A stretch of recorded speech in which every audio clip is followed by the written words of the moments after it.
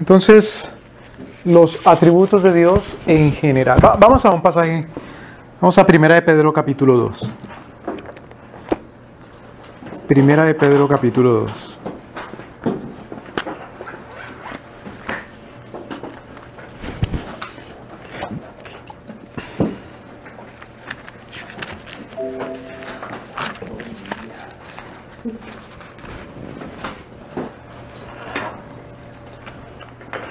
Primera de Pedro capítulo 2, versículo 9.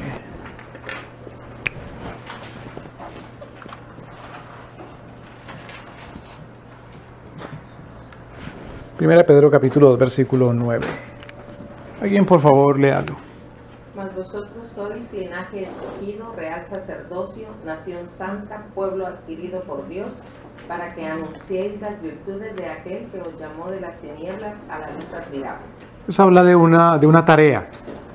Una tarea que tiene ¿quién? Vosotros, dice. Vosotros. Claro, vosotros se refiere a quién. Los santos. Es decir, ¿a quién? El pueblo de Dios. Es la tarea que ha tenido el pueblo de Dios ¿desde cuándo?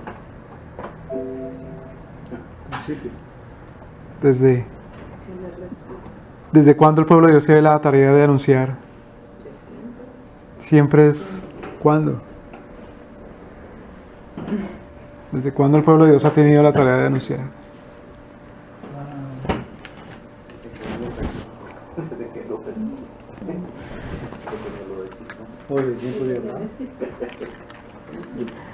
Yo pienso que desde antes, porque Jonás lo mandaba ya Dios a predicar a... Claro, por supuesto.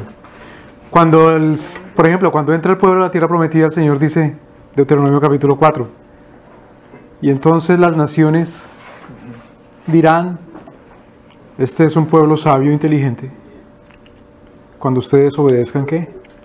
La ley. Dirán, este es un pueblo sabio e inteligente porque tienen un Dios sabio e inteligente, es decir, porque dicen las virtudes de Dios nuestro Señor.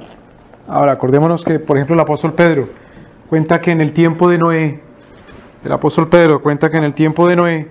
el Señor Jesucristo predicó. ¿Predicó a través de quién? De Noé. Noé predicaba. ¿Con qué predicaba? Con su testimonio, construyendo el arca, con su obediencia, con el anuncio, con la advertencia de que venía el juicio de Dios. Estamos en Primera de Pedro capítulo 2, 9. Primera de Pedro 2, 9. En donde leímos cuál es la tarea. Esta es la tarea. La tarea, para que anunciéis las virtudes. Entonces la tarea del pueblo de Dios es ¿cuál? Anunciar. Este es el verbo anunciar, la tarea. Ahora la pregunta es, ¿qué es lo que hay que anunciar? Las virtudes de Dios. Las virtudes. Entonces Pedro dice anunciar las virtudes. ¿Virtudes de? Virtudes. Virtudes de Dios. Lo llama virtudes de... ¿Cómo le dice? Virtudes de aquel. Aquel que los llamó. Las virtudes de aquel. Salud. Entonces, ¿aquel quién es? El que los llamó de las tinieblas a la luz. ¿Qué es lo que hay que anunciar, Sus? Entonces ahora la pregunta es, ¿sabemos qué es lo que hay que anunciar? ¿Sabemos qué es lo que hay que anunciar? La otra pregunta. ¿Al fin qué? ¿Tenemos que anunciar a aquel o sus virtudes?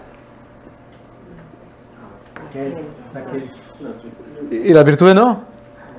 Sí. Las dos. ¿Y cuándo anunciamos primero las virtudes y después aquel, o primero aquel y después las virtudes? Es junto. Claro, anunciar a aquel es anunciar, Sus virtudes. y anunciar las virtudes es anunciar a aquel, porque son las de él, no son de otro. Porque las virtudes hablan de él. Claro. ¿De quién son las virtudes? De él. De él. ¿A quién anunciamos? A él. Al anunciarlo a él se anuncian implícitamente sus virtudes. Implícitamente quiere decir junto con, que no se puede separar. Implícitamente, junto con, no se puede separar. Entonces, no se puede separar, como hemos visto estas 2-3 clases hasta el día de hoy, no se puede separar el ser de los atributos. ¿Estamos especulando al decir eso? No, no lo estamos inventando. Es que tenemos que anunciar a aquel mediante anunciar sus virtudes. Tenemos que anunciar a aquel mediante el anuncio de sus virtudes. Ahora, ¿cuándo la iglesia es hereje, apóstata? ¿Qué quiere decir la palabra hereje? Hereje es el que hereje es el que profesa Algo falso. algo falso acerca de Dios nuestro Señor. Falsa doctrina. Falsa doctrina, eso es un hereje. ¿Quién es el apóstata?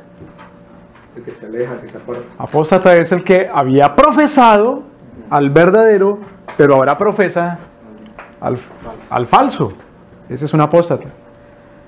¿Ha profesado qué? Ha profesado al verdadero y ahora profesa al falso. Es decir, profesa herejías. Entonces, ahora preguntémonos, ¿cuándo la iglesia o una persona, una familia, una nación, en fin, es apóstata, hereje, es decir, idólatra? ¿Cuándo? Cuando no anuncia las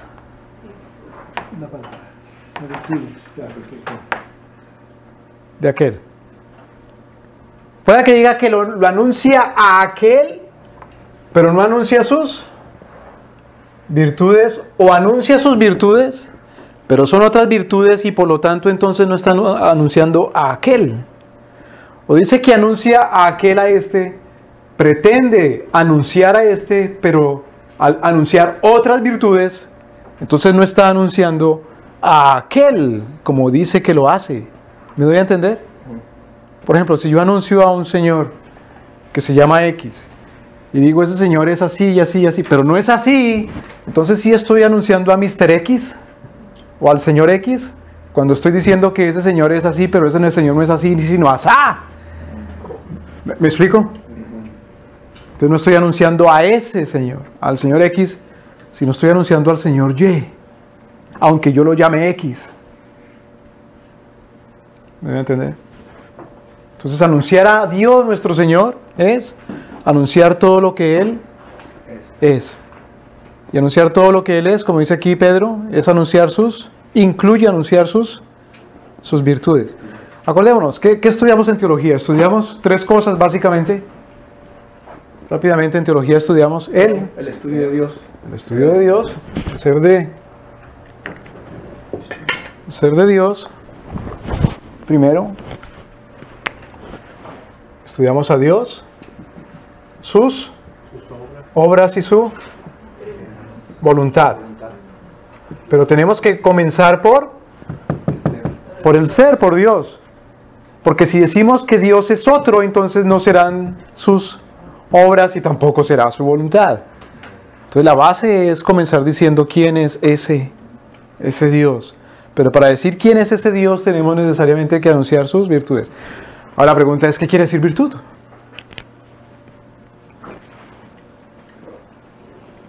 ¿Qué son sus virtudes? ¿Qué son sus virtudes? Algo que tiene que ver con su esencia. Claro, claro. Entonces son aquellas propiedades o atributos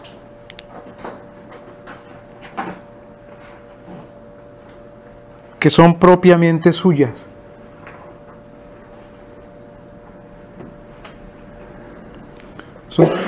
Virtudes son todas aquellas propiedades o atributos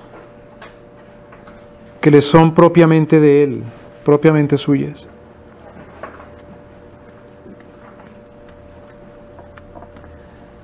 Pues ahora la otra pregunta es, ¿qué cosas son propiamente de Dios, de Él, del Señor? Cuando decimos propiamente de Él, no estamos hablando de otra cosa aparte de Él, separada de Él, como una obra, como algo que es propiedad privada de Él, sino de su ser. Claro. Su omnipotencia, claro. Omnipresencia. Claro. Entonces, lo que tenemos que preguntarnos entonces es, ¿a dónde encontramos sus virtudes? ¿A dónde lo encontramos? Su palabra. En su palabra, en su propia revelación. Entonces, déjeme parafrasear lo que dice Rushduni, por ejemplo. Dice, en cuanto a esto, dice: Dios no es un ser que pueda ser conocido y estudiado como se conoce o se estudia cualquier otro ser, a los cuales se les observa y se les clasifica analizándoles, es decir, tomando dominio sobre ellos. Acordémonos en Génesis capítulo 2, cuando el Señor le trae a Adán, pasa frente a Adán a los animales, a las bestias, para que les ponga ¿qué? Nombre. La clase pasada estudiamos acerca de esto. Que cuando Adán llama a los animales, está cumpliendo su tarea de tomar dominio sobre la creación. Porque es una persona con autoridad a la que le puede poner nombre a alguna cosa. Ahora, ¿podemos nosotros asimismo observar a Dios y tomar autoridad de Él y llamarlo, nombrarlo? ¿Definirlo, denominarlo? ¿Hacer una nomenclatura? Nomenclatura quiere decir ponerle nombre, hacer definiciones, conceptos. No. Entonces, con Dios lo único que podemos hacer es seguir lo que Él mismo dice de Él mismo de manera obediente. Él es la fuente única de todo conocimiento, por tanto no se le puede conocer de manera exhaustiva, eso lo hemos visto. Entonces, ¿qué es la idolatría? Hemos dicho. Idolatría es llamar a aquel lo que aquel no es, denominar a aquel lo que aquel no es, nombrar a aquel lo que aquel no es, decir y anunciar que Él es lo que Él no es, que tiene lo que no tiene, que hace lo que no hace y quiere lo que no quiere. Es la idolatría. Es llamar a aquel lo que aquel no es. Llamar, decir, opinar, definir, nombrar, mentar de Él lo que Él no es. Asumir obras que Él no hizo. Y pretender voluntad que Él no tiene. ¿Me doy a entender? Es llamarlo como Él no se llama,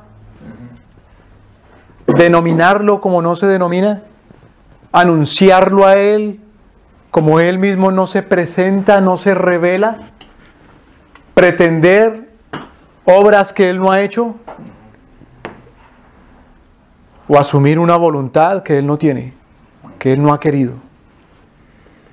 Eso es idolatría. Es decir, llamar a cualquier otra cosa Dios. Pero ¿cómo se llama a cualquier otra cosa Dios?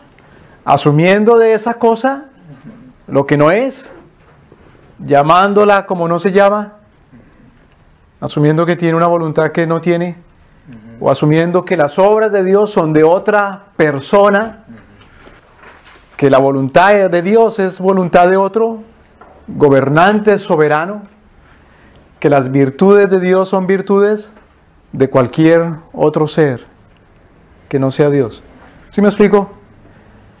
Eso es idolatría, es pretender conocer a Dios en nuestros términos. Idolatría es pretender conocer a Dios también. Ahora mira esto tan peligroso. Es fácil cuando uno dice, no, la Biblia no, sino en estos términos. No en los términos de la Biblia de la revelación, sino en mis términos. Entonces es fácil decir, tú eres idólatra, porque quieres llamar a Dios no según la revelación de Dios, sino según tus propios términos. Entonces fácil, ¿no? Fácil identificar la idolatría. Pero mire que hay una manera peligrosa porque es más engañosa. Idolatría es pretender conocer a Dios con la Biblia, con la revelación especial, pero usándola selectivamente. Selectivamente. ¿Qué quiere decir selectivo? Selectivo. En la manera para personal, algo personal. Selectivamente viene de select. Elegir, pues. seleccionar. ¿Qué es seleccionar? Cuando se agarran pasajes y se interpretan de una manera errónea. Entonces ya pronto va a jugar la selección de su país. Busca los pasajes Y entonces hay provechosos. 10 millones de personas ahí con edad y posibilidad de dar patadas. Entonces vamos a traer a 10 millones. No. ¿Qué se hace? Esta selección. Se selecciona. Se escogen unos dentro de un universo a un grupo selecto. Entonces cuando se dice selecto no es que se les elige porque dice, bueno, los metemos entre una bolsa y revolvemos y alguien venga y saca a la ciega. No, eso no es una selección. Selección es escoger a propósito con una intención. Porque ven ellos ciertas ¿qué? Virtudes. Virtudes. Porque ven ellos ciertas virtudes, entonces seleccionan. ¿Qué debo yo seleccionar de la revelación divina de la Biblia? Nada. Yo no puedo ni debo seleccionar nada de la Biblia. Sino que yo tengo que someterme a la Biblia. Pues pregunta, ¿a cuál parte de la Biblia? A toda parte de la Biblia.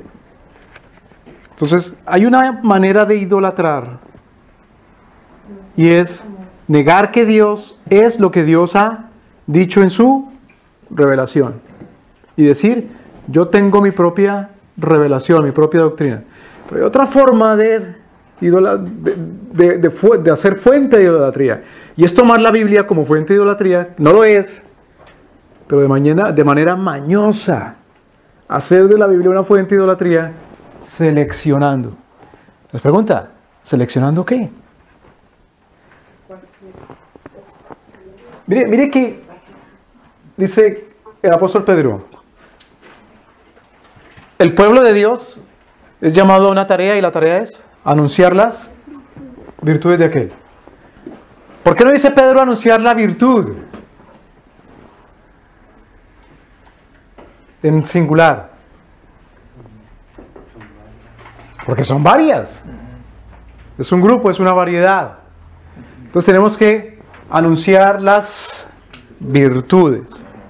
Entonces una manera de seleccionar en la Biblia es seleccionar virtudes, atributos, propiedades, características naturales de Dios nuestro Señor. Seleccionarlas y decir, ¿cuál es tu virtud favorita de Dios?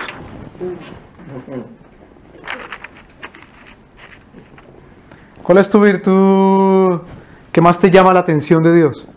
¿Cuál es la virtud que más le conviene a mi iglesia?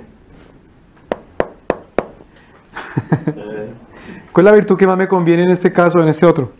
Entonces el idólatra presta más atención a algún aspecto, virtud, atributo de Dios sobre los demás. Entonces el seleccionador del equipo dice, no, vamos a sacar a este porque está cansado. Vamos a meter a este otro porque lo vamos a vender afuera. Para bien o para mal, selecciona. Entonces uno se convierte en un idólatra cuando dice de Dios lo que Dios no es, no hace y no quiere. Se convierte uno en un hereje. Y uno dice de Dios lo que Dios no es cuando dice Dios es más bueno que justo. O justo que bueno. ¿Me explico? O el Padre Celestial tiene más preferencia por el Hijo que por el Espíritu. Y eso se llama subordinacionismo. O yo tengo más preferencia por el Espíritu que por el Padre. O por el Hijo que por el Espíritu. ¿Me debe entender? Cuando Dios no hace esas preferencias.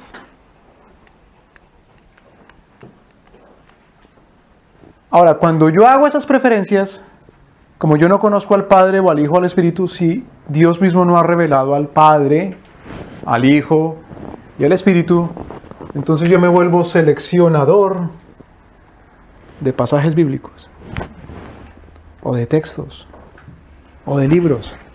Entonces uno le pregunta a la gente, ¿Cuál es su libro favorito de la Biblia? ¿Será que Dios tiene un libro favorito de la Biblia? No, yo creo que Dios, el libro favorito de la Biblia de Dios, nuestro Señor, es los Salmos, porque lo hizo bien gordo, grande, extenso. Yo creo que a Dios no le gusta segunda de Juan, ni tercera, ni... No le gusta Judas. Sí, a Dios no le gusta ese libro. Yo creo que yo creo que al Señor no le gusta el Antiguo Testamento. Por lo tanto, esta iglesia tiene que llamarse New Testament Church, o Iglesia del Nuevo Testamento. O por lo tanto, yo tengo que predicar preferiblemente el Nuevo Testamento, más que el Antiguo. O mejor el Antiguo más que el Nuevo. O mejor de la gracia más que, qué sé yo, de la inmutabilidad.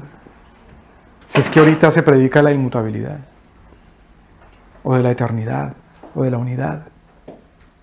¿Me deben entender?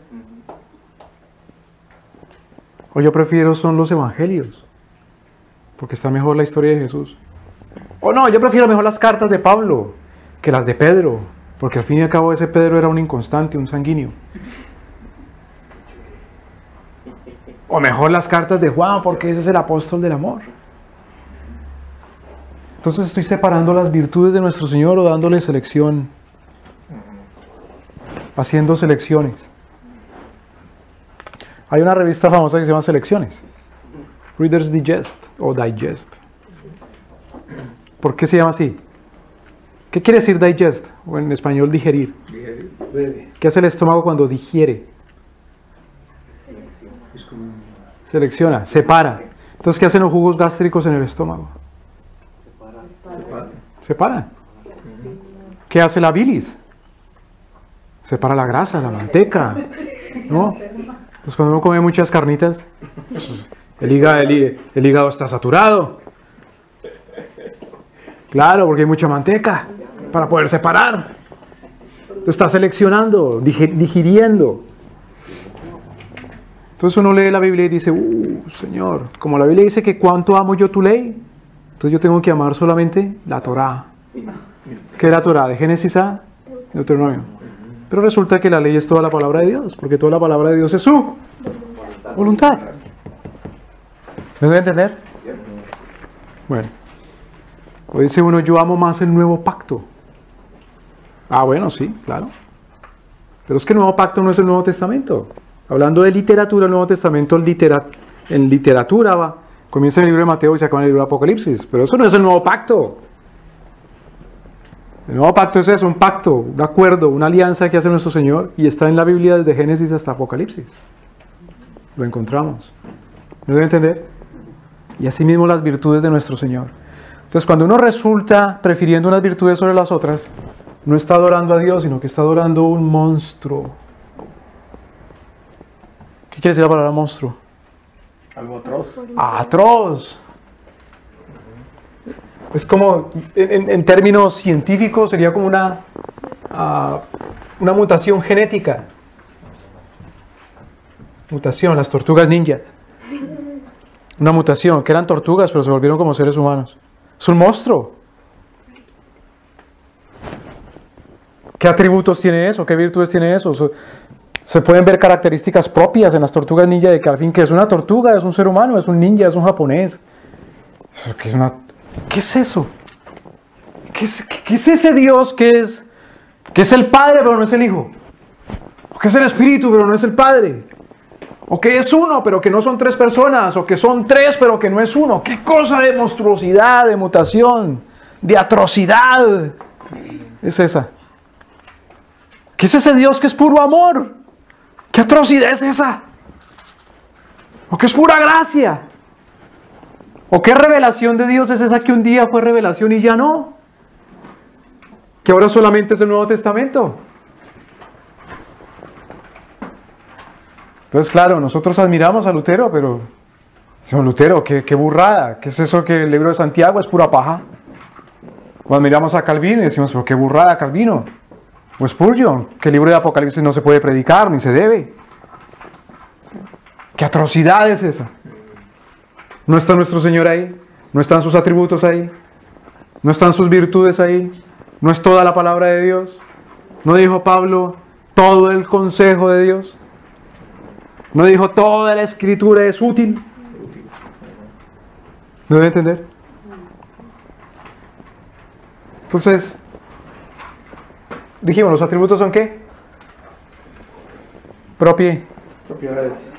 Propiedades o virtudes que son exclusivas de Dios. Las virtudes son atributos que son propios de Dios nuestro Señor.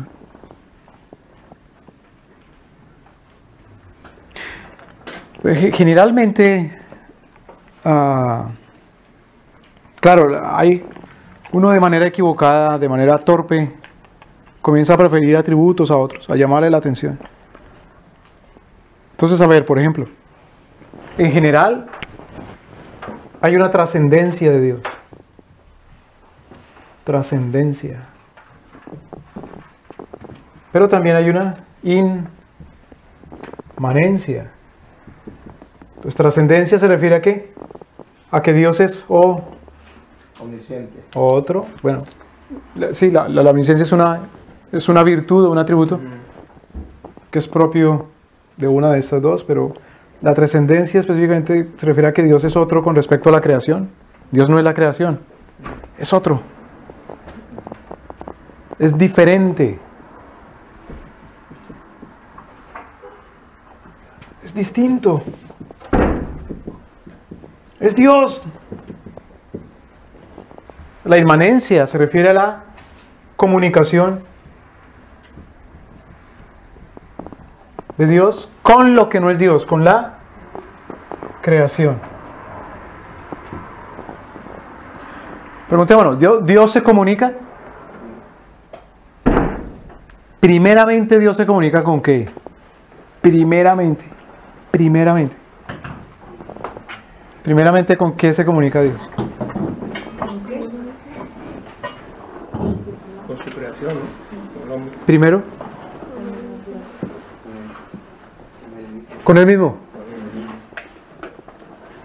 La comunicación de Dios con la creación es reflejo o basada sobre la comunicación que tiene Dios con Él mismo. ¿Cómo se comunica Dios con Él mismo? Pues el Padre se comunica con Él y el Espíritu se comunica con Él. ¿Qué dice el Hijo? Yo no vengo a enseñar nada de lo que yo no oí. ¿Qué dice el Padre? En el Hijo tengo plena. ¿Qué dice el Espíritu Santo? Que el Espíritu Santo revela también lo que dice el Padre y lo que dice el Hijo. ¿Qué es lo que recibe el Espíritu Santo? Recibe toda la autoridad del Padre y del Hijo. ¿Me doy a entender? Entonces hay una comunicación que es entre Dios, pero esa comunicación todavía no es con la creación. Entonces, cuidado, inmanencia es comunicación de Dios, pero no la comunicación del todo, sino comunicación con la creación. ¿Me explico? Entonces, la inmanencia es la comunicación que Dios tiene con la creación. Ahora,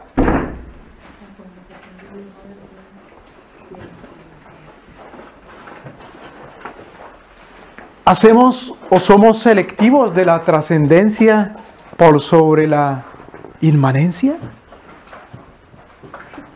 ¿Nos interesa más saber, conocer de Dios, su ser, pero no tanto de sus obras? ¿Me deben entender?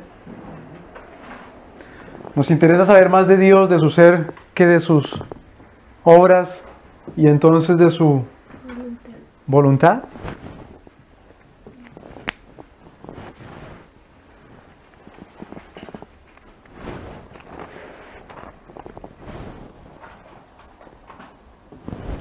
Por ejemplo, el apóstol Pablo dice que todo lo tiene ¿por qué? Que todo lo tiene por estiércol. ¿Comparado con qué? ¿Comparado con qué? Con el Evangelio. Con conocer a Cristo, es decir, ¿Y qué más? Y el poder de su es decir, sus obras y su voluntad. ¿No debe entender? Él quiere conocer a Cristo, es decir, a Dios, y el poder de sus obras, el poder de su resurrección, que eso es lo que Él quiere. Todo lo demás sí es estiércol. Todo lo que no es Dios, la obra de Dios y la voluntad de Dios es un estiércol. Entonces, si yo he de anunciar las virtudes de aquel, tengo que ser fiel en hacer eso. Y ser fiel es anunciar las virtudes, no solamente que tienen que ver con su, sino también que tienen que ver con su inmanencia. Las virtudes que tienen que ver con lo que Dios es diferente, distinto de Dios, y las virtudes que tienen que ver con las comunicaciones de Dios con la creación. ¿Me explico, hermanos?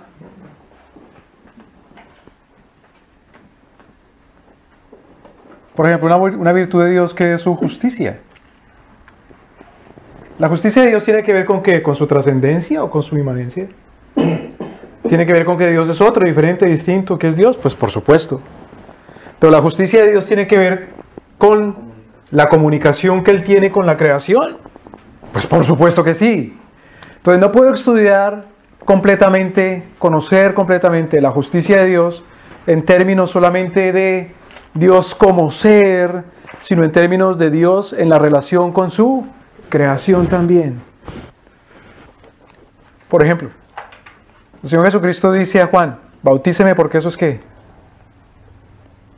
Justo. Es justo, es la voluntad de Dios nuestro Señor. Tiene que ver con Jesucristo, su ser, y con la obra de Dios. La obra de Dios es que Cristo vino al mundo, y por lo tanto con la voluntad de Dios es que así tiene que ser, que tiene que bautizarse. ¿Me voy a entender? Por ejemplo, también, ¿a qué le da uno más importancia? ¿A la justicia que al amor? Pues justicia versus amor son otros dos atributos de Dios. ¿Qué pasa si hago más énfasis en la justicia? ¿Estoy pretendiendo que yo soy más justo que Dios? ¿O perfecto porque Él ama? ¡Más severo que el Señor! ¿Qué pasa si hago más énfasis en el amor?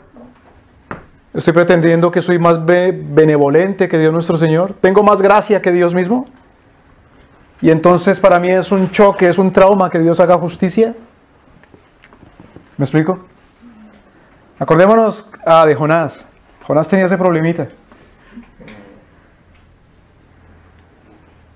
A Jonás no le sonaba que el Señor pudiera amar a los ninivitas. Entonces, ¿qué crees tú, Jonás? ¿Que tú eres más amoroso que Dios nuestro Señor? ¿Más justo que Dios nuestro Señor? Porque Jonás veía a Dios de esa forma. Jonás veía a Dios como un monstruo, un artefacto raro. Entonces Dios tenía que ser según la imagen de, y no Jonás según la imagen de Dios.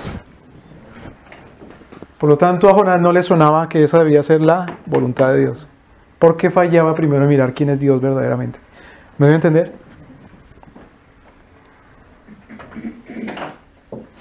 La ontología y la economía. Ontología y economía. ¿Qué es eso de ontología y economía? Ontología. Hemos visto, ¿qué quiere decir? Ontología. Y economía. ¿Qué quiere decir onto? Según él, el ser, onto, ente. Entonces, ontología se refiere al ser de, y economía, los asuntos de Dios. Los asuntos de Dios para con la creación.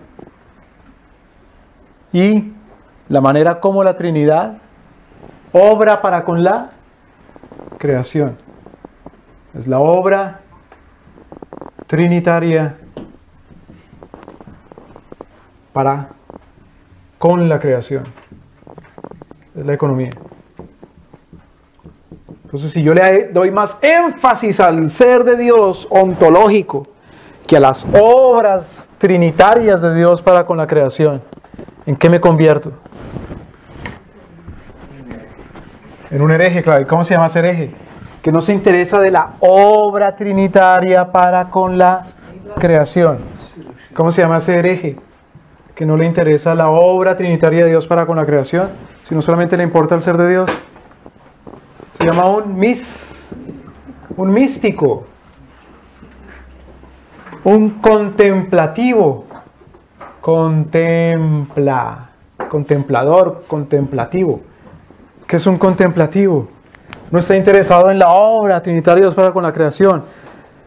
Entonces me convierto en una persona que hace construir un palo o clavar un palo de 7 o 10 metros de altura con una plataforma de 1 metro cuadrado y me subo a ese palo a vivir durante 10, 20, 30 años.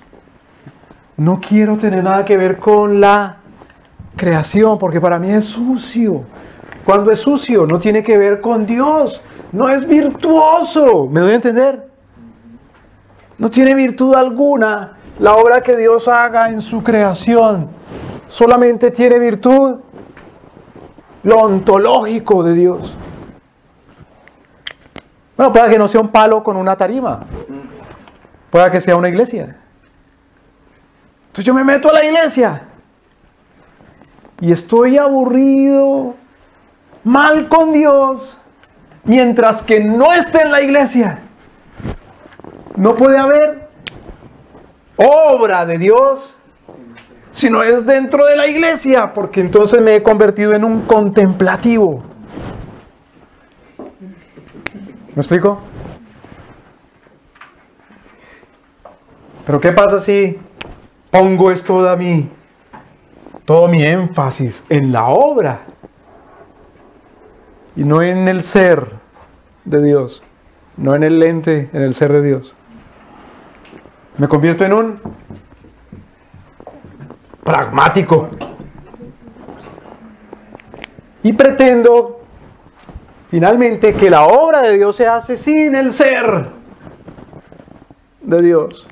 Entonces yo quiero salvar sin el ser de Dios, sin el Espíritu Santo, sin el Hijo y sin el Padre. Yo quiero que mis hijos sean salvos ¿mediante qué?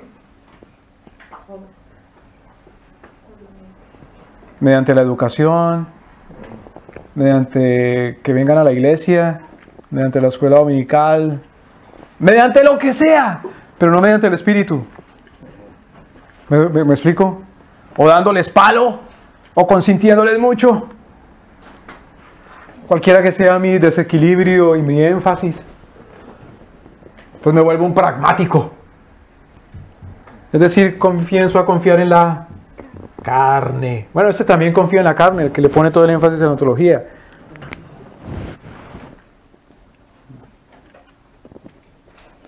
Entonces unos ponen énfasis en los atributos incomunicables y otros en los atributos comunicables. Después vamos a ver qué es eso.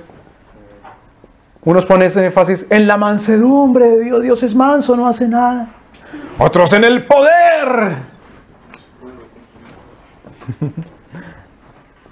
Pero Cristo es manso. Claro, y eso se refleja en que uno pone énfasis en el Antiguo Testamento, o en el Nuevo Testamento, o en el Pentateuco, o en los Salmos, o en los profetas. O soy enfático en los Evangelios, o soy enfático en las cartas de Pablo, o no me gusta sino solamente la escatología, es mi obsesión. O es selectivo uno en las doctrinas. La única doctrina que me gusta es la doctrina de la predestinación, o la doctrina del bautismo del Espíritu Santo, o de lo que sea. Soy selectivo. Cuando Pedro dice que somos llamados a anunciar las virtudes, no la virtud. Tampoco dice somos llamados a anunciar algunas virtudes. O tampoco dice por sobre todo anuncia esta virtud. El apóstol Pablo otra vez dice que todo lo tiene por estiércol, por basura, con tal de conocer a Cristo y el poder de su resurrección. Cristo completo, el poder, su obra, de su resurrección, que es su voluntad, su plan eterno. Bueno, énfasis en alguna persona de la Santísima Trinidad, énfasis en el Padre, énfasis en el Hijo, énfasis en el Espíritu Santo. Mire esto. Por ejemplo, de Cristo nuestro Señor. Y eso es una doctrina que ha sostenido la Iglesia desde el principio y que fue Juan Calvino el que contribuyó a desarrollarla. El Señor Jesucristo cumple oficios. Oficios. ¿Cuáles son los oficios de Cristo? En general, los 3 oficios de Cristo. El oficio profe, el oficio real y el oficio sacer. ¿A qué se refiere el oficio profético? Revelador. Jesucristo revela. ¿A qué se refiere el oficio real? ¿Qué hace un rey? Juzgar, gobernar. Juzgar, gobernar. ¿Cuál es el oficio del sacerdote? Interceder, la expiación. La expiación. ¿Qué me gusta más a mí de estas cosas?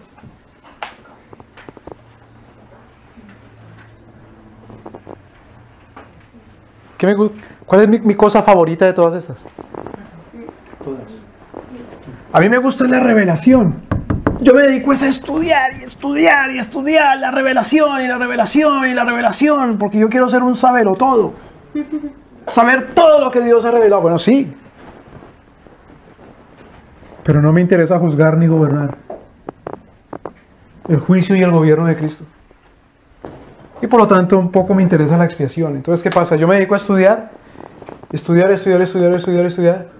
Pero no me importa cómo Dios gobierna. No me importa Dios cómo toma dominio. No me importa Dios cómo disciplina. No me importa Dios cuál es su ley de gobierno. Por lo tanto, yo mismo no entro bajo el gobierno de Dios. Es decir, soy un rebelde. Con el pretexto de que estoy estudiando. Ese fue el regaño que le dieron a Juan Calvino cuando no quería asumir su responsabilidad. Muérete tú con tus ganas de estudiar. Con esta necesidad tan grande que hay. ¿Cómo no nos ayudas? Juan Calvino entonces entró a trabajar según la revelación, sus estudios, al gobierno de la ciudad de Ginebra y a la predicación de la palabra de Dios. ¿Me doy a entender?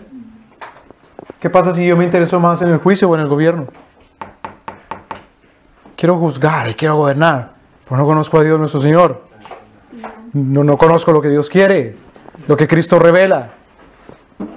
Y tampoco me gusta la expiación. Entonces me convierto en un tirano. Porque no soy equilibrado en las virtudes de Cristo. ¿Qué pasa si me interesa más la expiación? Entonces yo digo, a Dios no le importa el gobierno, ni que la gente lo conozca, lo que le importa es que la gente se salve. Y hago una separación monstruosa que no existe en la Escritura entre salvación, gobierno y conocimiento de Dios. ¿Me voy a entender? Lo importante es que se salven, aunque no sean gobernados por Dios, es decir, que sean salvos aunque anden como demonios. Que no estén dominados por el Señor. En lo institucional, entonces, la iglesia, más que todo la que se dedica a la expiación, ¿verdad? Entonces voy a poner a la iglesia por sobre ¿qué? Por sobre el asunto civil, familiar, por sobre la educación. La pongo por encima a la iglesia. Porque Cristo es más sacerdote que rey y que profeta. Si me interesa más ser un rey, el oficio real de Cristo, que el oficio sacerdotal y profético, entonces, ¿qué es lo que me va a interesar más? el asunto civil, por sobre la iglesia, por sobre la predicación de la salvación, la expiación, la justificación por la fe. ¿Me doy a entender? Me interesa eso más que la educación misma. Si me interesa más la revelación. Entonces lo único que me importa es una cosa que se llame ¿qué? Un instituto bíblico, o un seminario, o una cosa que se llama escuela dominical. ¿Me doy a entender? Pero no me interesa qué tipo de ley hay en la ciudad, ni qué tipo de ley hay en el Estado, ni mucho menos en la familia. Eso no importa. Eso no le importa a Cristo. Como si a Cristo no le importaran sus mismas virtudes, porque en función de lo que Cristo es, otra vez, de quién es Dios, entonces en esa función Él obra y en esa función Él quiere. Pero tenemos que verlo entonces cuáles son sus propiedades que le son propias, sus virtudes, sus virtudes, las virtudes de Dios nuestro Señor. Entonces, otra vez, ¿qué son los atributos de Dios? Propiedades. Son las propiedades. Eso no se olvide, son las propiedades. ¿Por qué es importante tenerlo en cuenta? Si Dios tiene propiedades, no estoy hablando de la propiedad privada, que tiene un lote o que tiene una casa, sino propiedades de su ser. Si Dios tiene ciertas propiedades, quiere decir que son de Él, no son de nadie más. Absoluta. Son absolutas, son divinas. Son propiedades divinas. Son de Dios.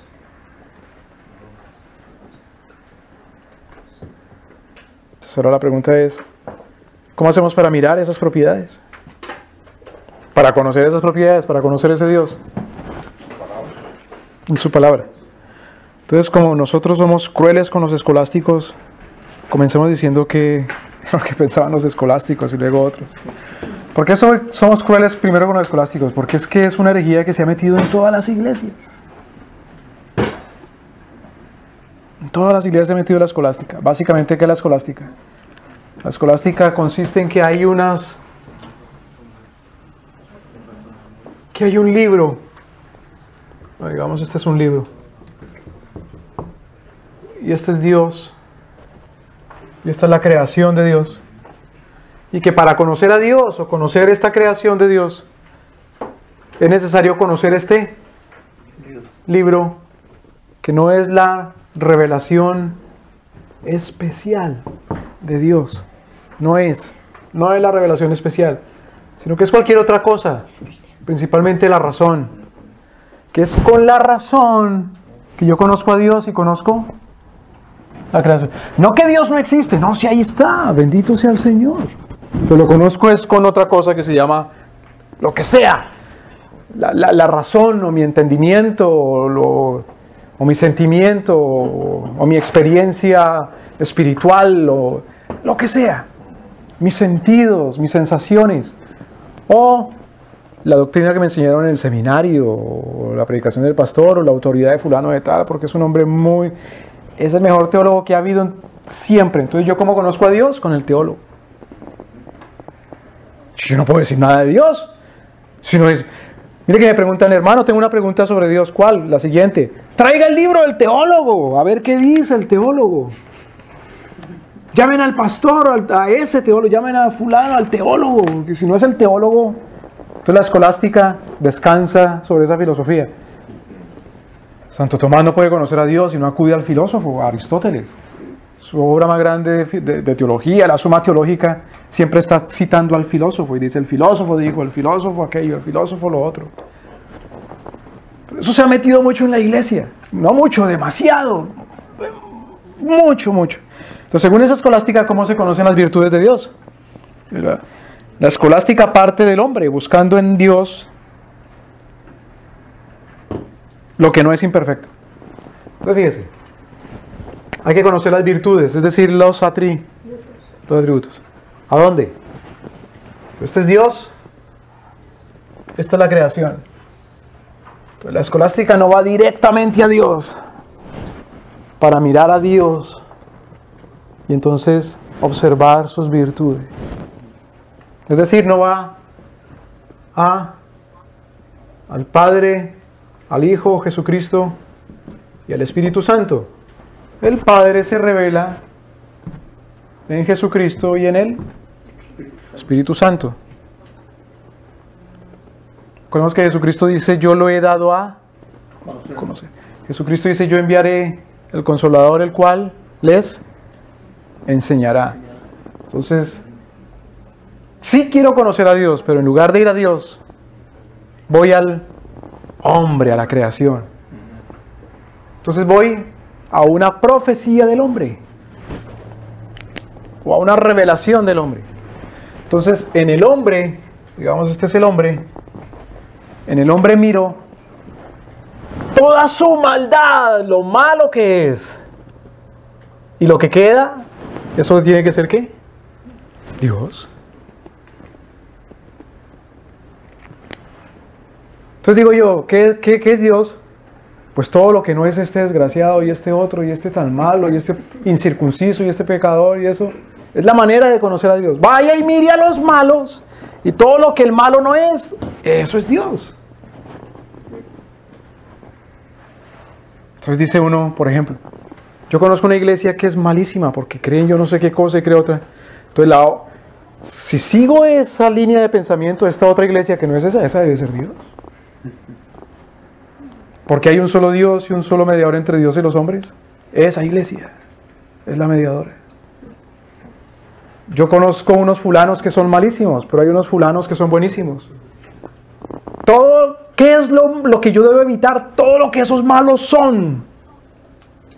Pero como mis ojos entonces, al contrario de estos malos, están puestos en estos tan buenos, digo, no hay otro mediador entre Dios y los hombres sino este buenazo, o estos buenazos. ¿Me explico? Hay unos países que son esto, pero son malos, entonces hay un solo mediador entre Dios y los hombres, que es como estos países. Bueno, fíjese que todo parte del hombre. Todo lo que el hombre es malo, no puede ser Dios. Pero es que partido es del hombre, Porque, ¿cómo sé que este hombre es malo? Y digo, pues porque mírelo. Bueno, sí, pero ¿cómo sé que lo que estoy mirando en el hombre es malo? Dice, pues porque luego no lo juzga. Sí, pero ¿cuál es la vara para juzgar? Pues la vara para juzgar es lo que estos otros hombres no son como si son estos hombres. Acordémonos el hombre que subió al templo a orar y decía, Señor, gracias, ¿por qué? Porque no soy como este. Porque no soy como esta. Publicado. Entonces uno dice, mire, la chusma es así, la plaga es así, los filisteos son asá, los paganos son así, los incircuncisos. Los protestantes dicen los católicos, los otros dicen los demócratas, los comunistas. ¿Pero está uno de verdad juzgando según Dios nuestro Señor y su palabra? ¿O está juzgando uno según el teólogo? ¿Me voy a entender? ¿O el jefe del partido? ¿O la enseñanza de los ancianos? ¿O lo que mis padres me dijeron un día? Entonces, cuando yo voy a mirar cuáles son las virtudes de Dios, pues estoy mirando a los ancianos, a los padres, al teólogo, al jefe del partido. ¿Me explico, hermanos? Eso es una mafia.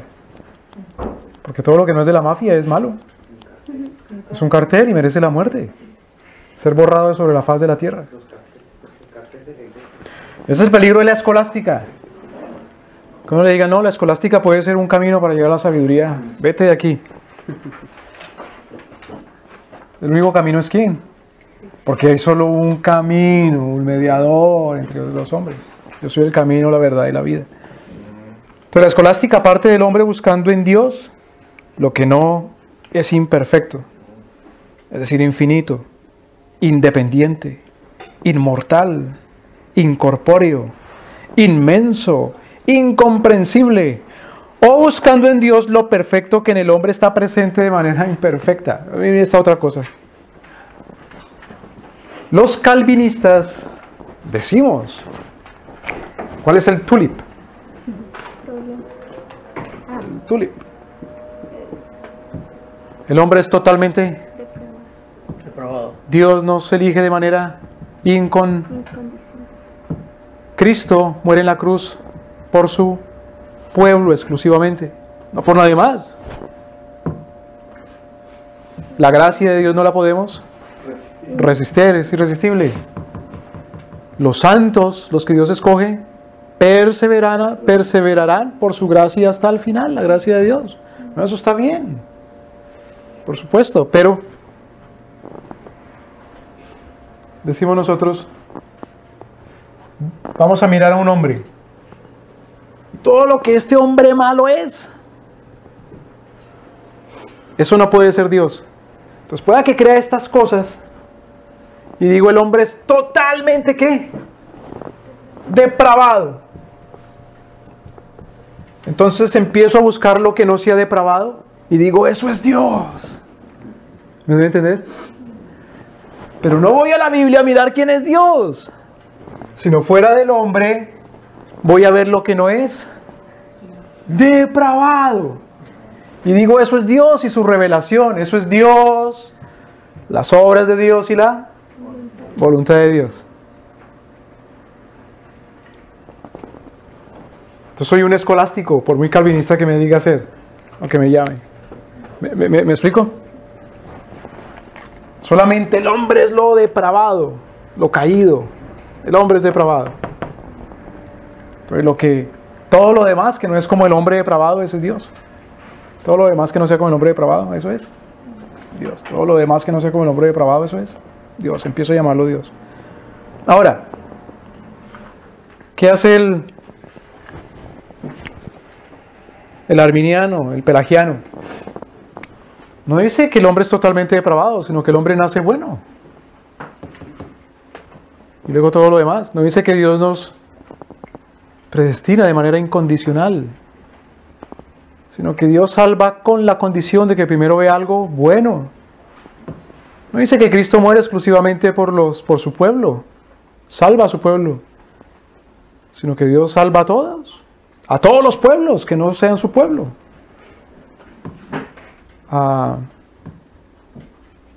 Dice que cuando nuestro Señor quiere salvar, uno tiene el poder de resistirlo. Y dice que cuando Dios nos salva, uno puede perder la salvación, caerse de la salvación. Por lo tanto, ¿quién se salva entonces? No el que Dios salva, sino el que es bueno. El que no se resiste a Dios. Aquel en el cual Dios ve ciertas condiciones para salvarlo. Es condicional. Aquel que tuvo el poder de perseverar al final por su propia fuerza. ¿Me debe entender? Por lo tanto, esa persona tiene que ser ¿qué? Buena. Desde antes de que lo salven. Porque si no es buena, no va a creer en Jesús. Porque si no es bueno, no se va a arrepentir.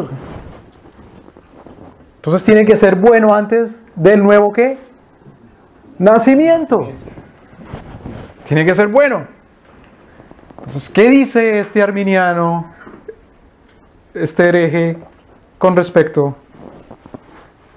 a conocer a Dios nuestro Señor? Ve al hombre ahora, pero no como malo y depravado, sino como bueno. Entonces el calvinista que quiere conocer a Dios, el falso calvinista, el pseudo calvinista, que quiere conocer a Dios desde el hombre, mira lo malo que es el hombre primero y dice, pues todo lo demás que no es como este hombre es Dios, ¿no? Pero como el hereje, perdóneme, como el arminiano lo ve bueno al hombre, dice, Dios entonces tiene que ser como este bueno, pero infinitamente todo lo bueno que este es. ¿Me doy a entender? Entonces yo conozco a fulano, mira, es una gran persona. ¿Por qué? No, supiera, es un tipazo. ¿Por qué? Es un bueno. bueno, ¿de verdad es bueno? ¿No es malo? ¿Pero que no le estoy diciendo que es bueno? Bueno, mire, entonces comienza a recitarle las Virtudes. dice, wow, ¿usted cree en Dios? Ah, sí. ¿Y cree que Dios tiene virtudes? Claro. ¿Y qué diferencia a este bueno de Dios? Ah, pues que este tiene estas virtudes tan buenas. Entonces imagínense cómo era Dios. Es decir, este hombre, a la potencia de lo infinito, este hombre que es bueno, no, en matemáticas, 2 a la potencia 2, ¿verdad? 2 por 2. Entonces, no es una multiplicación, sino es una potencialidad. Entonces, este hombre, haga de cuenta este hombre con todo lo bueno que es, pero potencializado. Eso es Dios.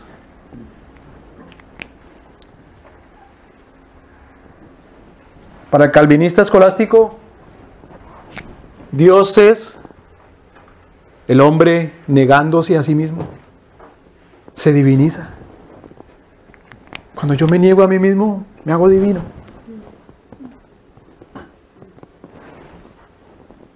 Para el calvinista falso calvinista, el verdadero calvinista va a buscar a Dios ¿a dónde? En Dios mismo. ¿Me debe entender? Y de ahí entiende entonces, ahora sí, cuáles son Dios, las obras de Dios y la voluntad, que Dios salva de manera incondicional. Pero es porque lo ha visto en Dios, nuestro Señor. No porque lo vio en los cánones de Dort, sino porque lo vio en la Biblia, en la revelación especial. ¿Me doy a entender? De tal manera que Él es obediente a Dios, a la voluntad, y va a juzgar todas las cosas. No que Él sea el juez, sino que Él repica el juicio divino de todas las cosas. Pero el arminiano, no el pseudo-arminiano, sino el arminiano de veras. Para el arminiano Dios es un ser humano potencializado. Entonces, ¿cuál es el peligro?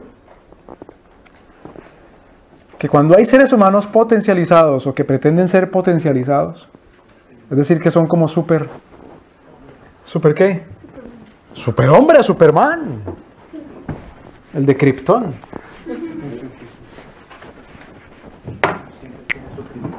Cuando hay un super hombre, esa es una especie de Dios. O por lo menos es alguien que está en la línea entre el hombre y Dios. Aquí. No es otro hombre. Es un superhombre. Por lo tanto, puede tener virtudes muy cercanas a lo divino. Porque es que es potencializado con respecto a este que es bueno, pero si este es más bueno, si este es poderoso, pero si este es más poderoso que cualquier hombre, si este es justo, pero este es más justo, si este es sabio, sabe algo, pero este es súper sabe. ¿Me voy a entender? Si este es rico, pero este es súper archimillonario. Se ha potencializado, está más cerca de lo infinito. Entonces sus virtudes son divinas.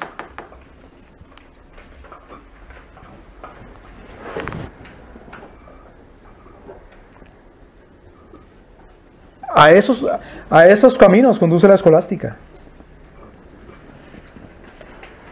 En buscar los atributos, las virtudes, en lo que no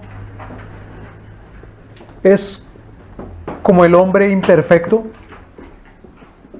o en buscar a Dios o las virtudes de Dios, en lo que es más perfecto incluso que el hombre mismo. Pero estoy partiendo de Dios. Entonces, si yo le estoy enseñando a mi niño y me pregunta, papi, ¿qué es Dios? Digo, ¿tú conoces al pastor? Sí. Haz de cuenta, más bueno. Bueno, si el pastor es malo, dice, ¿tú conoces al pastor? Sí. ¿Haz de cuenta nada de eso?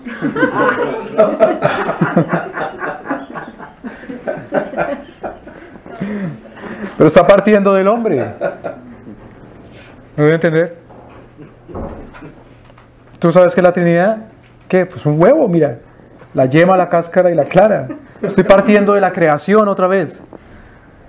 Entonces, esas son las bobadas o las tonterías o las falsas doctrinas de cuando no va uno a la Biblia a conocer quién es Dios, sus obras y su voluntad, y que sea Dios mismo el que nos enseñe. Porque claro, lo que dice Pedro otra vez, somos llamados a anunciar las virtudes de qué. Pues ¿qué anuncio? Otra vez, las virtudes. Pero ¿a dónde voy? A la fuente en donde diga, pongo el vaso de la fuente y llevo las virtudes. Entonces yo voy a la fuente, tomo el vaso y bebo. ¿A qué te sabe? A nada. Ah, es agua pura, no sabe a nada. ¿A qué te huele? A nada, es agua pura. ¿Qué ves? No, es transparente, es agua pura. Digo, ¿sabes qué? Yo conozco en tal lugar algo así. Entonces voy con el vaso porque vi algo que no sabe a nada, que no huele a nada y que es cristalino, y lleno el vaso y lo llevo para darlo. Y digo, ¿ves cómo es? Y se intoxica la gente y se envenena. Porque no es el agua, se parece. ¿Qué se parece? No es apariencia solamente. Entonces yo digo, ¿cómo Dios juzga? Entonces voy a la fuente y meto la cabeza y me moja. Y digo, wow, moja. ¿Qué temperatura es? Está frío. ¿Y cómo deja el cabello? Así. ¿Cómo deja el cuerpo? Así. Yo sabe que yo conozco algo igual. Oh, este necesita ser juzgado y lo llevo y lo sumerjo allá y lo mojo y lo baño. Entonces yo digo, esto es lo que te juzga a ti, pero lo que juzga no es la palabra. Entonces no estoy juzgando con juicio, sino estoy juzgando según la apariencia, es decir, estoy cometiendo una injusticia. Entonces estoy predicando igual, otra vez predico lo que no es la palabra, estoy cometiendo una herejía. O tengo que alimentar con el agua. Entonces me llevo el agua así, tomo el vaso y me lo llevo para la casa, el vaso, el agua. Y me voy al laboratorio y comienzo a destilar el agua. Y separo el hidrógeno del oxígeno. Entonces tomo puro hidrógeno y se lo llevo a la gente para que se lo tome. Y le enveneno. Entonces estoy seleccionando del agua lo que yo creo que es mejor. Entonces yo a la gente solo le enseño el Nuevo Testamento. Entonces le enveneno. O le enseño solamente el Antiguo. O le enseño solamente la gracia. O le enseño solamente la justicia. O solo le hablo del Hijo de Dios y el Hijo de Dios Jesús, pero no del Espíritu, no del Padre. Entonces está desnutrido el pobre. Tiene sed. Tiene hambre y sed de justicia. Pero yo no lo sacio. Siendo que yo sé cuáles son las virtudes. ¿Me voy a entender? Entonces tenemos razón cuando decimos que la iglesia está plagada de escolasticismo. Plagada, se necesita una purga. ¿Cuál es el purgante? La misma Biblia, la misma palabra. ¿Por qué? Porque dicen, no, mira, otra vez, este es el agua. Sí, pero es que el agua es solo para los adultos, para los niños no es la palabra. Entiéndame, por favor, que para los niños es otra cosa, porque si no los papás se van y se van con los niños, o los niños se van, se aburren y detrás de los niños se van los padres, porque los hijos no son los que siguen a los padres, ¿no? Son los padres los que siguen a los hijos. Entonces, no se puede enseñar la palabra. Él no puede estar sentado con su papá o y la palabra. Hay que escoger un tipo de gente que no enseña de verdad la palabra para que le enseñe a los niños. Que no enseña la palabra, sino que enseña ese libro de fulano, de fulana. ¿Me doy a entender? El gobierno no necesita la palabra. No, Cristo no es rey. Cristo es solo sacerdote. Entonces el agua es solamente para los sacerdotes. ¿Cómo se llaman los sacerdotes evangélicos o protestantes? Pues los sacerdotes, o los pastores, o los diáconos. Entonces los ministros de Cristo son solamente los ministros, los sacerdotes. No son los reyes o los jueces. No, eso no. Tampoco son ministros de Cristo los profetas. No es ningún profesor, no es ministro de Cristo.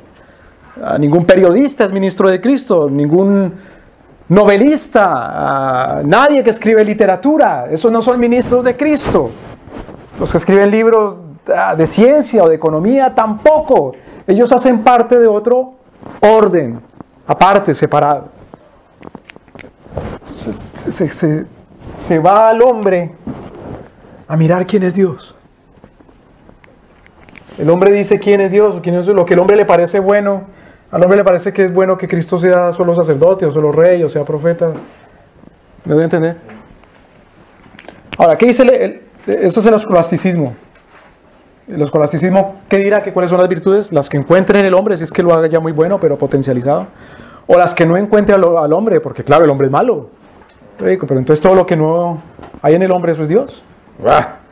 No. No, Señor. Dios es Dios y punto, lo que Él dice que Él es. Otra cosa es el empirismo. El empirismo dice...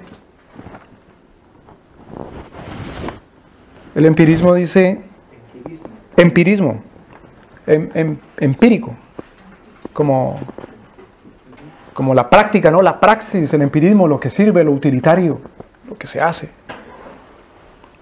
Dice el empirismo, Dios es virtuoso, o sea, tiene virtudes, y esas virtudes son, o están en función de cumplir o suplir las necesidades otra vez del hombre. Entonces ya no es del ser del hombre, de los atributos del hombre, que sale nuestra doctrina de cuáles son las virtudes de Dios, sino de las necesidades del hombre. Entonces el hombre tiene necesidades, ¿no? ¿Cuáles son las necesidades del hombre?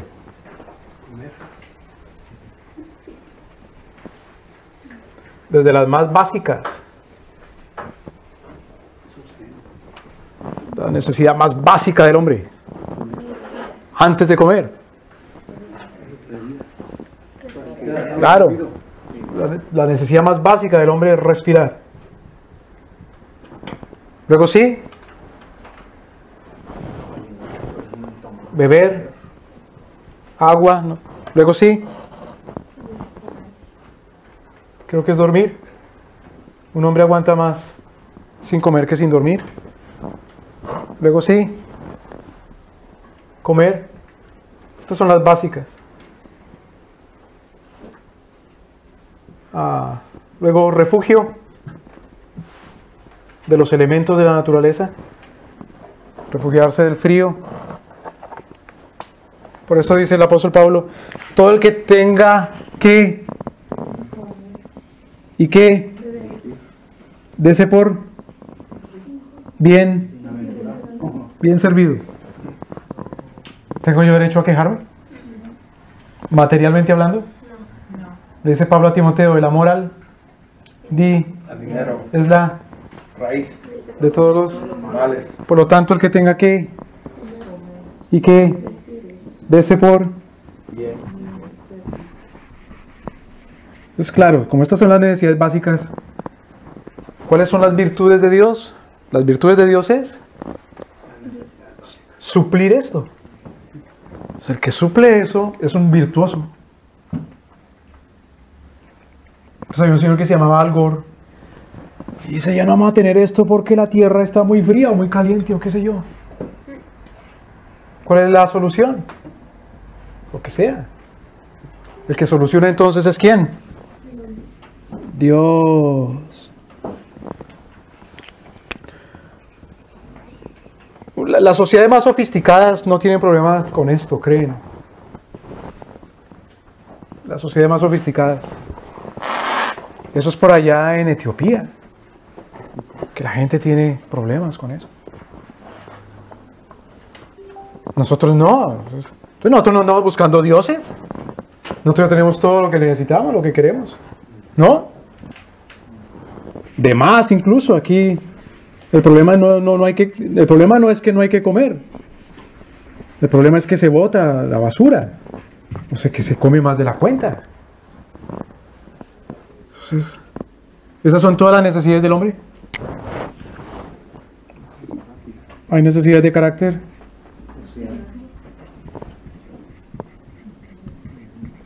Intelectual, recreativa. Es el que me suple esto. Ese es Dios.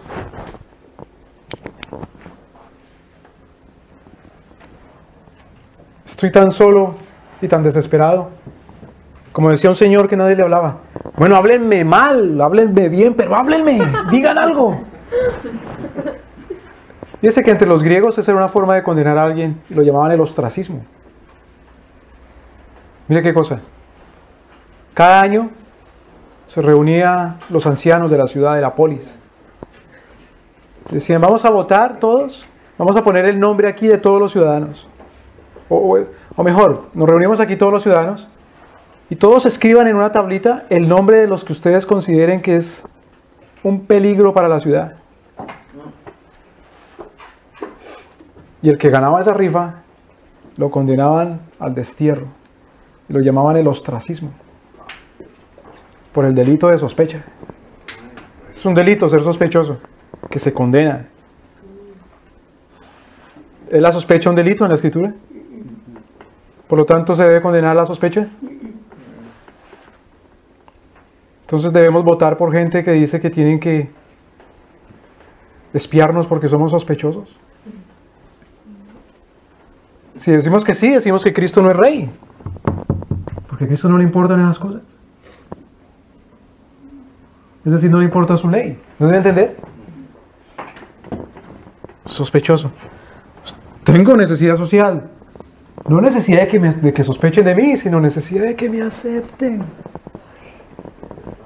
Porque es que todo el mundo me discrimina. Porque es que soy de las minorías. Es que mi pelo es de otro color. Entonces el que logra que me aceptan socialmente, ese tiene que ser Dios.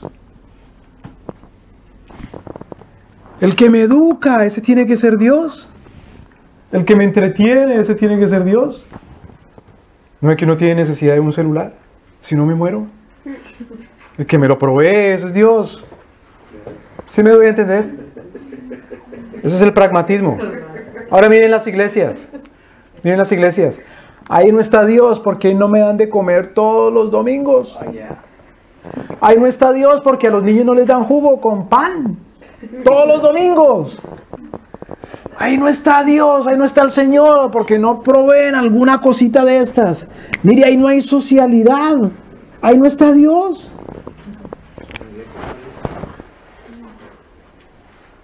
¿Cómo sé yo que no hay socialidad? Le hicieron mala cara, le dijeron groserías. No. Entonces, ¿por qué dice que no hay socialidad? Dice, no, pues porque mire, no hay fiesta, o no hay celebración, o no hay reunión el lunes, ni tampoco el martes, ni tampoco el miércoles, ni tampoco el jueves, ni el viernes, ni el sábado, ni el domingo, ni el de Trieres, ni el de Dieres. Y tampoco hay por la mañana, ni por la tarde esta otra... un grupo con el que yo pueda ir a pescar. No hay ministerio de ancianos y de ancianas y de cuarentones y de treintatones. No hay socialidad. Es porque eso es lo que es ser sociable, ¿o no? No hay grupo de jóvenes solteros. ¿Qué dice el apóstol Pablo? El apóstol Pablo dice: la ley se resume en el amor. ¿Pero qué es el amor, Pablo? Ah, bueno, sí. No robarás, no matarás, no cometerás adulterio, respetarás al prójimo. Si tiene uno cuidado de la gente, en respetarla. Si tiene uno cuidado que alguien tiene hambre, claro, dale comer. Eso es amar. Pero si no está de gancho siempre y no lo llama por la mañana y luego tampoco lo llamó por la noche, ni tampoco lo llamó el viernes a la madrugada. No, ahí no está Dios. Ahí no me proveen. No me quieren los niños, no me los aceptan. No, le dijeron que deje los niños en la casa y que venga solo. No, es que a los niños no les tienen cuidado de esto y cuidado de lo otro y el juego de aquello otro y el ministerio hasta los 10 años y el ministerio hasta los 11. Ahí no está Dios. ¿Sí me voy a entender? Es decir, no hay virtudes. Entonces va uno a mirar la Biblia y dice, ¿cuáles son las virtudes de nuestro Señor? Que debemos adorar y conocer y por lo tanto imitar en lo que nos da por imitar y por anunciar. Y dice, sí, ahí dice. Hay que estar metido en la vida de la gente de principio a fin y saber lo que hace y lo que no hace y lo que gasta y lo que no gasta y con quién está y con quién no está. Porque si no, no nos amamos. Entonces démonos cuenta, de conocer a Dios es la base de todo. De las obras de Dios, de la voluntad de Dios, de la eclesiología, del gobierno.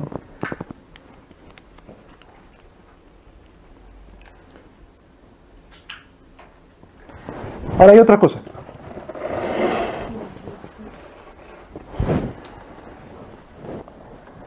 Las virtudes de Dios son las que... Está bien, ¿en dónde están las virtudes de Dios en la Escritura? Entonces uno en la Escritura encuentra virtudes de Dios, ¿no? ¿Cuáles, por ejemplo? Las dos virtudes más comunes, no que en la palabra de Dios hay dos virtudes más comunes, sino tal vez las virtudes de que la gente habla más o se cita más. Por un lado el amor y por otro lado la justicia. Digamos, amor, justicia. Entonces yo leo en la Biblia que Juan dice que Dios es amor. Y yo leo también que Cristo le dice a Juan, lo reprende y le dice: es necesario que se haga toda justicia.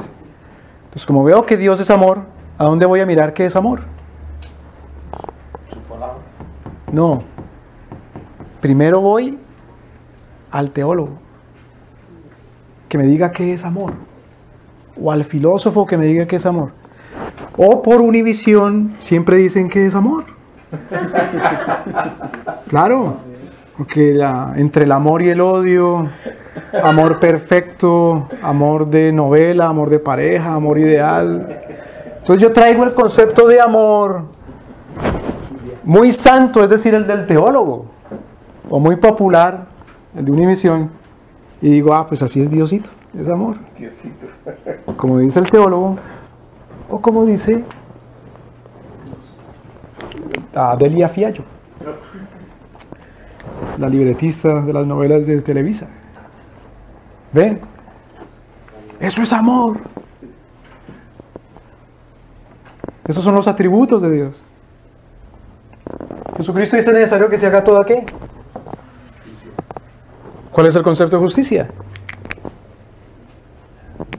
Pues hay unos señores que dicen que son la enforcement. Y por lo tanto todo lo que ellos hacen es justicia. Entonces cuando digo que es necesario que se haga toda justicia, es necesario que se haga todo lo que dice él, la enforcement. ¿Me voy a entender?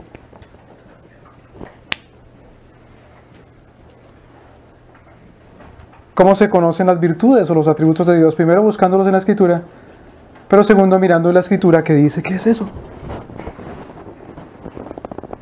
Entonces más bien, conociendo yo qué es el amor, entonces yo juzgo. Y lo llaman por teléfono entonces los de Univisión y le dice: ¿qué tal le parece la programación? Y dice: pues, ¿cómo me parece? Es un engaño, porque dicen que lo que llaman amor es una basura, y lo que llaman justicia es una basura. Porque le dicen: voy a mirar otro show, Law and Order. Claro, la Escritura dice: ¿cuánto amo yo tu ley? Y el apóstol Pablo dice: hágase todo decentemente y con... ¿Qué es la order? Pues lo que dice el show. O the People's Court. Eso es lo que es ley, lo que es orden. ¿Me voy a entender? O lo que dice el teólogo. El teólogo de verdad es fiel si el teólogo va a la Biblia y el teólogo dice: la Biblia dice que esto es la ley.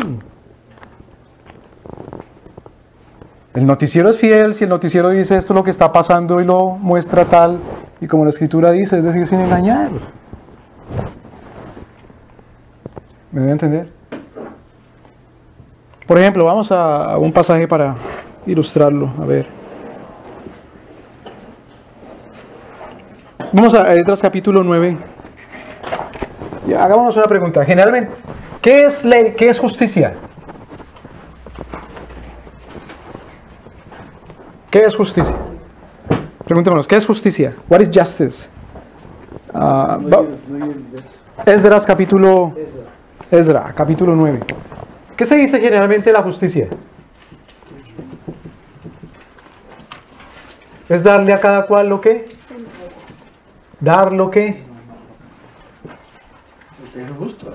Lo que es justo. ¿Y qué es justo? Lo que... Lo que merece según quién? Según la ley. Fíjese, eso es justicia. Es dar lo que merece según la ley.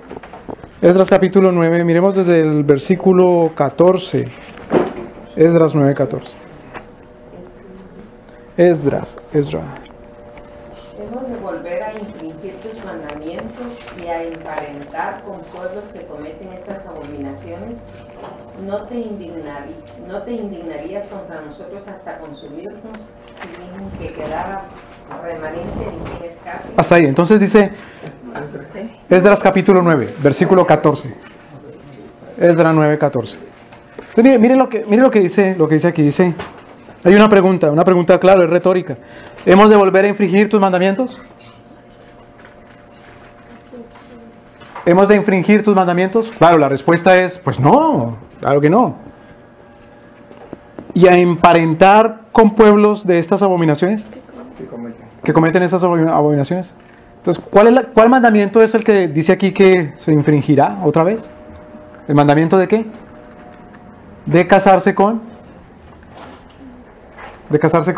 Pagano. con personas que no son del pacto, claro, paganos. ¿Cómo se sabe si alguien es pagano? No es del pacto. No, 9:14. Esdras 9:14.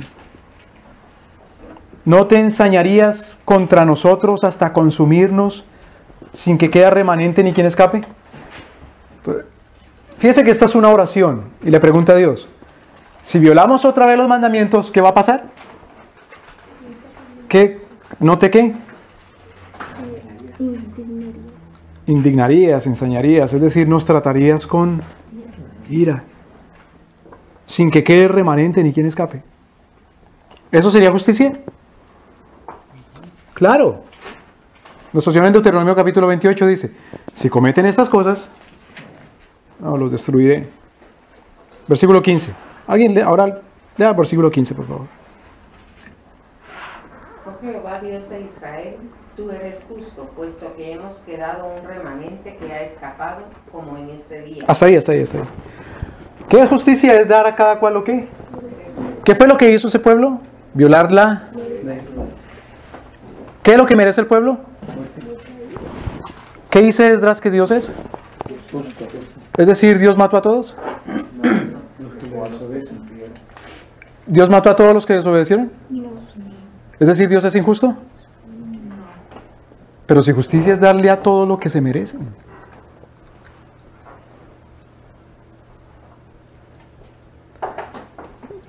¿Me explico? Que uno está mal cuando le da términos a las cosas según su propio criterio. Mi criterio es que justicia es darle ¿qué?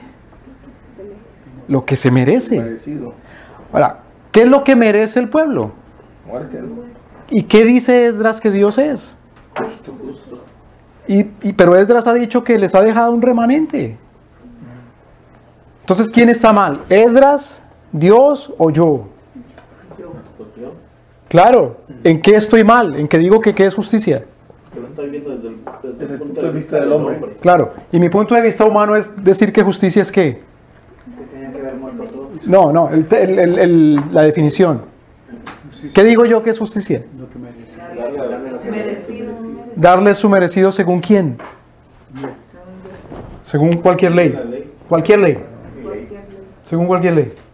Dar lo que se merece, eso es justicia. ¿Y qué dice que se merece? La ley, cualquier ley. Cualquier ley. Ahora, ¿por qué entonces todavía llama Esdras a Dios? ¿Qué? Porque Dios le dio ¿qué? ¿Según su qué? Su justicia. Entonces, ¿qué es justicia? Es dar lo que merece según quién. Dios. Entonces, ese atributo de Dios, de ser justo, ¿qué quiere decir? Que Él le da cual según su ley, su voluntad, lo que Él quiere. No según lo que yo creo, este hombre, que es muy bueno, que debe ser todavía más justo. O según lo que yo creo que este hombre que es muy malo, no es él, sino otra cosa.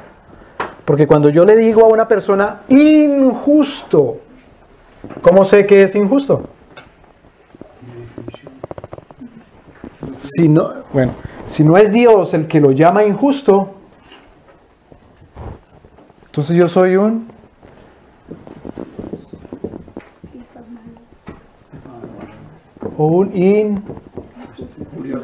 injurioso, injuriador. ¿Me doy a entender? Si no es Dios el que lo llama injusto, yo soy un difamador o un injuriador. No solamente de ese hombre, sino de Dios, porque estoy hablando en contra de su virtud. ¿Me doy a entender? Entonces yo no puedo decir, en la Biblia dice Dios es justo, Dios le da a todos lo que se merecen según la ley, sin atender que la ley es la de Dios mismo. Dios es el que dice que es bueno, que es malo, que es amor. Mire por ejemplo esto. Yo digo, yo voy a salvar mi familia, la iglesia, la patria, lo que sea, por amor. ¿Y qué quiere decir discriminar? Se parece mucho a seleccionar. Discriminar.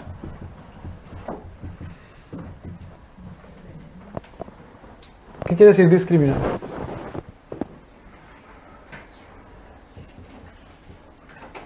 Usar criterio nuestro para identificar a alguien más que no está de acuerdo con lo que yo pienso. Claro, o sea, preferir. O preferir. Claro. Entonces, cuando yo discrimino, yo prefiero. Entonces, ¿qué es indiscriminar? Sí. Sin preferencia alguna. Entonces yo voy a salvar algo bueno. Y juntamente, salvando lo bueno, destruyo lo malo. Juntamente eso malo lo destruyó con otra cosa buena. O mejor, al culpable lo destruyó junto con él. Con el inocente. ¿Tengo permiso de hacer eso por amor? No. Ahora, ¿quién es el que dice quién es inocente, justo, injusto? Dios nuestro Señor. Nuestro Señor puede discriminar.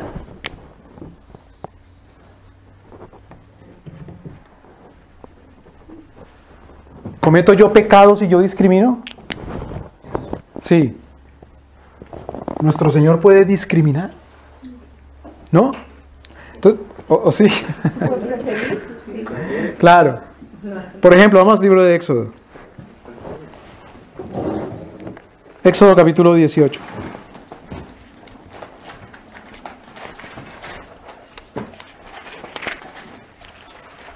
Capítulo 8. 18. Versículo 8.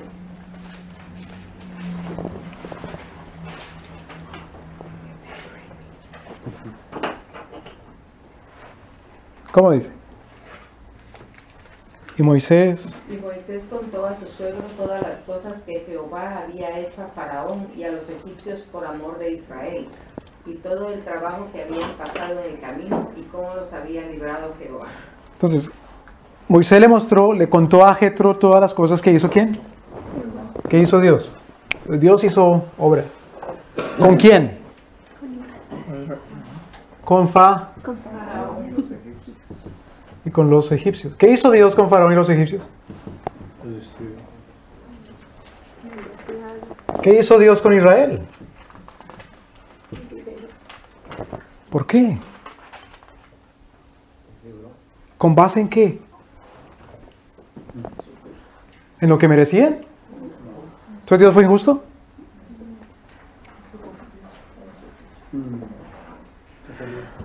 ¿Discriminó Dios?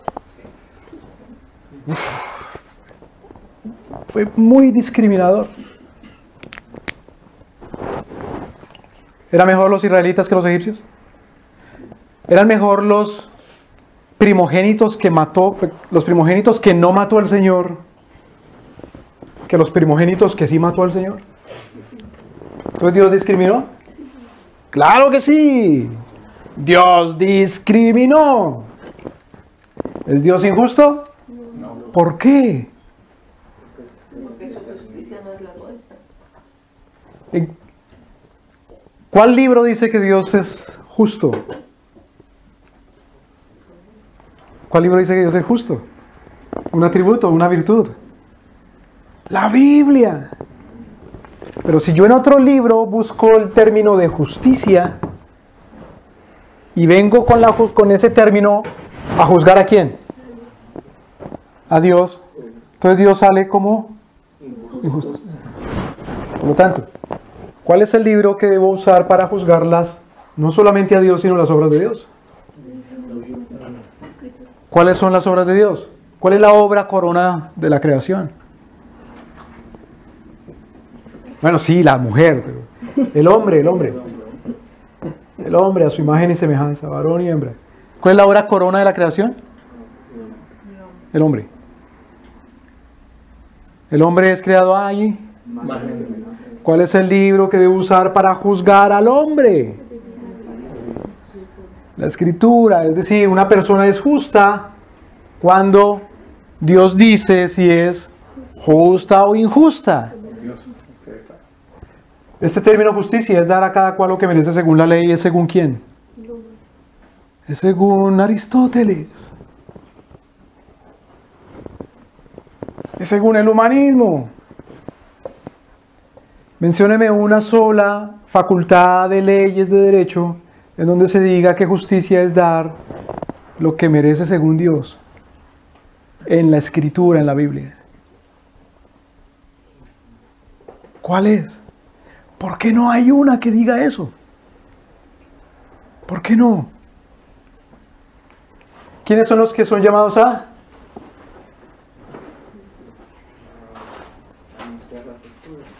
Entonces, ¿por qué no hay una facultad de derecho que anuncie que es la justicia?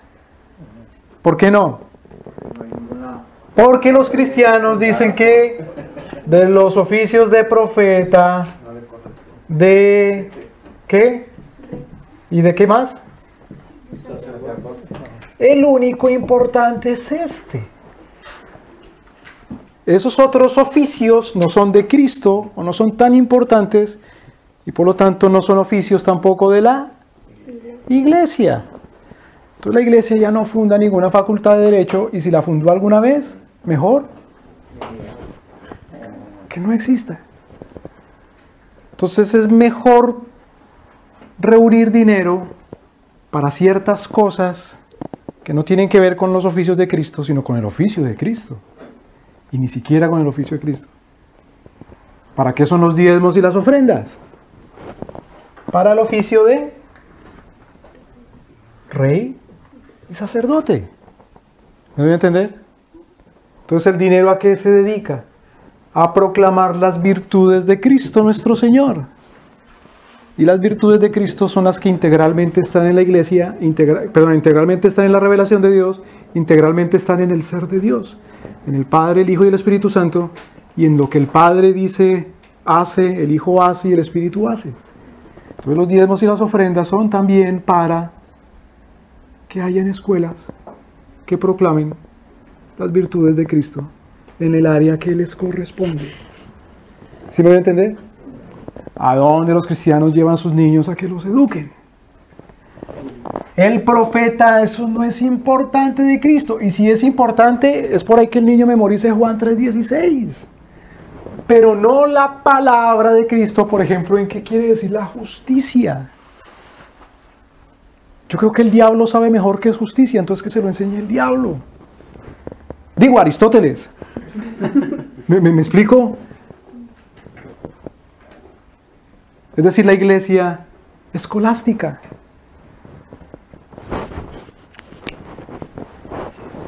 La virtud es la que tiene que ser anunciada. Es necesario conocer las virtudes de Cristo nuestro Señor. Ahora, ¿cómo están clasificadas las virtudes o los atributos? Es lo menos importante. Lo importante es saber cuáles son los atributos. ¿Y qué quieren decir los atributos? ¿Y cuál debe ser entonces nuestra actitud para con los atributos? Y eso es lo que Dios mediante vamos a estar estudiando. Pero básicamente, déjeme adelantar esto. Vamos a estudiar los atributos de Dios. Primero los que unos teólogos llaman comunicables y luego otros, incomunicables. Aunque los mismos teólogos dicen en los libros, no están satisfechos con esa clasificación y con ese nombre, pero hay que hacer el libro, ¿no? Había que escribirlo. Entonces. Pero vamos a estudiar en la Escritura cuáles son los atributos de nuestro Señor. Por último, déjeme leer de la Confesión de Westminster, es decir, un artículo. La Confesión de Westminster quiere decir un cuerpo, un escrito que unos pastores hicieron cuando se sentaron muy juiciosos a definir en qué consiste lo que creen. Que los pastores ya no nos sentamos a hablar y a dialogar y a decir esto es lo que creemos, qué cosa, ¿no? Que nos sentamos es a planear ciertas actividades que no son malas, pero lo más importante que es lo que creemos. Sentémonos y digamos qué dice Dios, cuáles son sus virtudes para proclamarlas. Entonces sí, ya nos dedicamos luego a lo otro. Pero bueno, en esta declaración de fe, en este catecismo, la palabra catecismo quiere decir aprender preguntando y respondiendo. Eso no es de los católicos romanos. Preguntar y responder, preguntar y responder. Entonces en el catecismo de Westminster la pregunta número 4 es ¿quién es Dios? Entonces dijeron los pastores, los teólogos, dijeron Dios es un espíritu infinito, eterno, inmutable, en su ser, sabiduría, poder, santidad, justicia, bondad y verdad. Claro, la Escritura dice que esas son propiedades de Dios nuestro Señor. Entonces está escrito muy estratégicamente, eran hombres muy, muy inteligentes. No eran Dios otra vez. Entonces, pero lo distribuyeron muy bien, esas propiedades de Dios. Dice, Dios es espíritu, infinito, eterno, inmutable, en su ser. Básicamente esos son los atributos incomunicables. Luego dice, en su poder, santidad, justicia, bondad y verdad. Básicamente esos son los atributos comunicables. Vamos, Reinaldo, quiero orar, por favor, para despedir. Bueno, bendito Padre, Señor, que estás en los cielos, damos gracias.